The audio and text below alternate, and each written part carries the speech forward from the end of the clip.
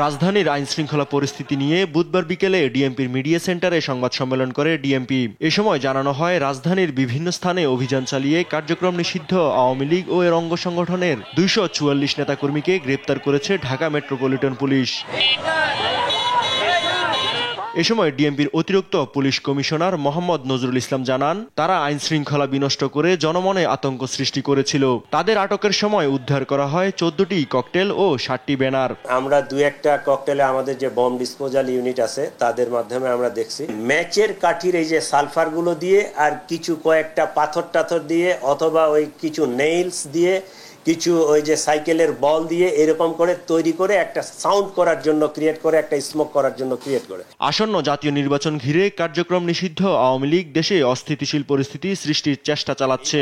আস্তে আস্তে তারা প্রথম দিকে যে সাহসটা ছিল না, আস্তে আস্তে তারা সাহস সঞ্চার করতেছে এবং মিছিলের যে উপস্থিতির এই সংখ্যাটাও বৃদ্ধি করতেছে এবং বাহির থেকে এটাকে প্যাট্রোনাইজ করা হচ্ছে। এ সময় রাজধানীর হোটেল, ছাত্রাবাস ও ফ্ল্যাটে আওয়ামী লীগের কোনো নেতাকর্মী থাকলে নগরবাসীকে পুলিশকে তথ্য দেওয়ার আহ্বান জানান। আপনারা আমাদেরকে হেল্প করেন না কেন? আপনারা এই ইনফরমেশনটা দেন না কেন যে অমুক বিল্ডিং এর অমুক লোকেশনে এই ফ্ল্যাটে এই ধরনের কিছু ছেলে পেলে আছে যারা ছাত্র না বা অছাত্র, যারা অপতৎপরতার সাথে জড়িত। এর আগেও এমন ঝটিকা মিছিল থেকে 5 শতাধিক নেতাকর্মীকে গ্রেপ্তারের তথ্য জানায় ডিএমপি। ইউসুফ ভুঁইয়া, দেশ টিভি, ঢাকা।